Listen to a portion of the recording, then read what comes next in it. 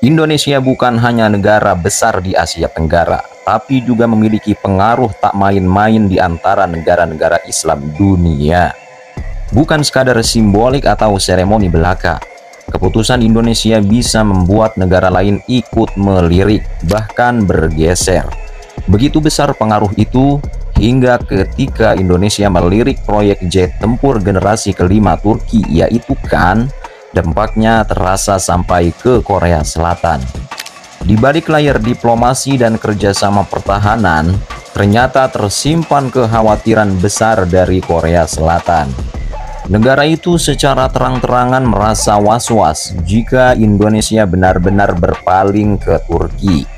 Bayang-bayang kehilangan rekan utama dalam proyek pesawat tempur KF-21 Boramae bukan hal sepele. Itu bisa mengguncang rencana besar mereka di kawasan Bos. Bagi Korea Selatan, Indonesia bukan sekadar rekanan teknis. Indonesia adalah jembatan emas menuju pasar Asia Tenggara. Negara ini dianggap kunci pemasaran, bukan hanya karena ukurannya, tapi juga karena kedekatannya dengan Malaysia, Filipina, dan tentu saja dunia Islam yang luas. Tanpa Indonesia, misi ekspansi mereka terasa pincang. Namun angin sedang berubah. Ketertarikan Indonesia terhadap proyek jet tempur KAN milik Turki seperti isyarat nyata bahwa Boramae mungkin tak lagi jadi prioritas, dan yang membuat jantung Korea Selatan semakin berdebar. Malaysia dan Arab Saudi pun mulai menunjukkan sinyal ketertarikan yang sama. Sebuah manuver yang berpotensi mengguncang tatanan industri pertahanan kawasan. Pernyataan mengejutkan datang dari Kang Goyong atau CEO KAI. Dalam nada serius, ia menegaskan bahwa kemitraan dengan Indonesia sangatlah penting. Bukan basa-basi, melainkan pengakuan akan betapa besar peran Indonesia dalam mendobrak pasar pertahanan Asia Tenggara. Pernyataan itu bukan dilontarkan sembarangan.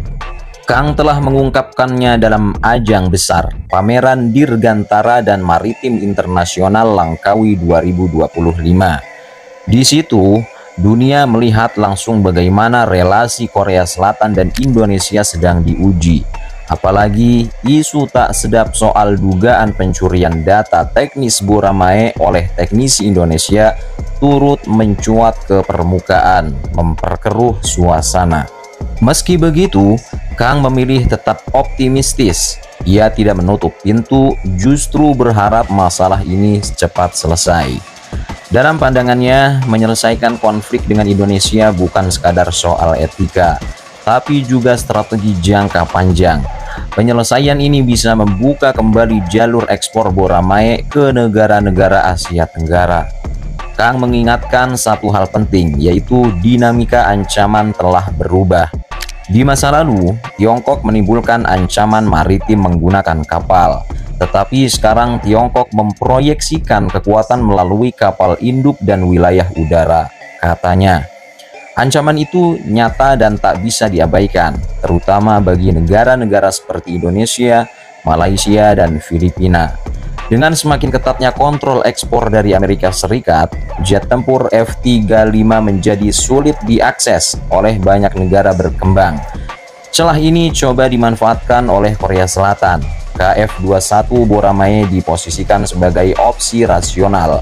Performanya menjanjikan dan biayanya lebih bersahabat. Dalam dunia pertahanan, itu bisa menjadi pembeda besar.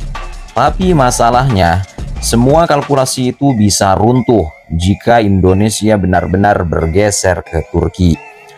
Kang sangat memahami posisi Indonesia di dunia Islam. Ketika satu negara besar seperti Indonesia menunjukkan ketertarikan, maka negara lain bisa ikut tertarik. Dalam dunia diplomasi, pengaruh seperti ini tidak dibeli, itu dibangun dengan kepercayaan dan sejarah. Media asing pun mencium aroma kekhawatiran ini. Defense Mirror dalam artikelnya telah mengulas tajam. Proyek KF-21 berada dalam risiko besar jika kehilangan Indonesia.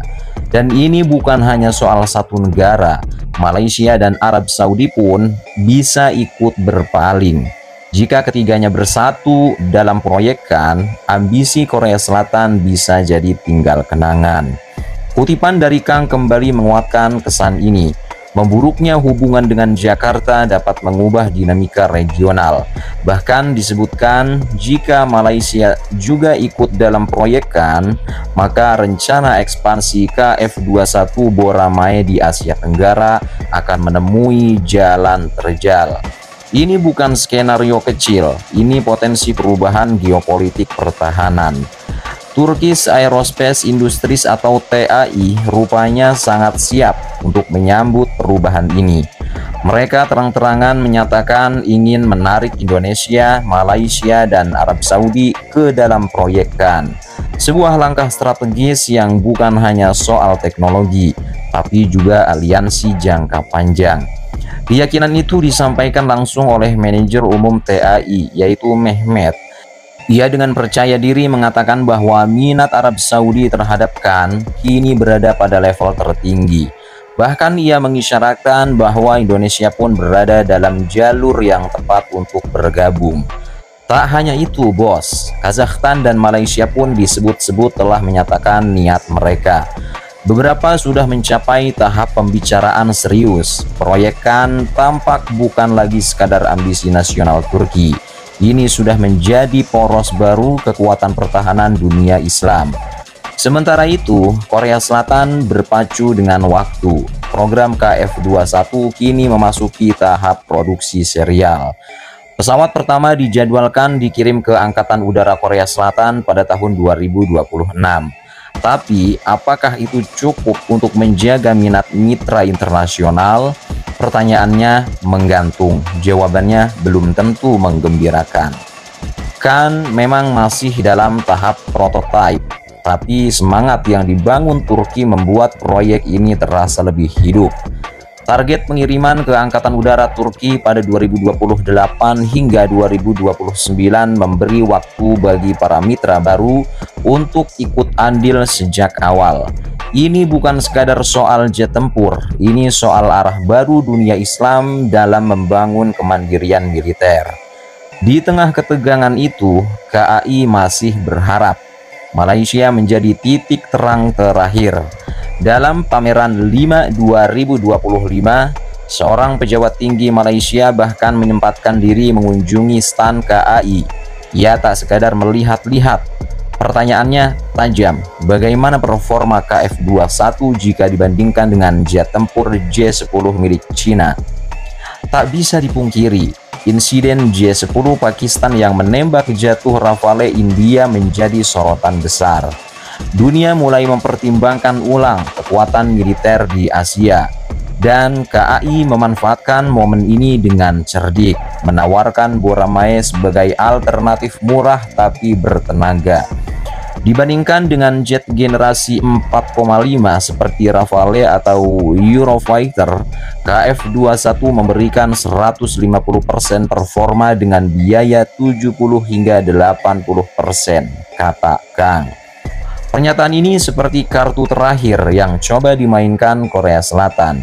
Tapi di atas papan catur global, keputusan akhir tak ditentukan oleh angka semata, melainkan kepercayaan. Jadi bagaimana nih bos tanggapan dari kalian? Tulis di kolom komentar.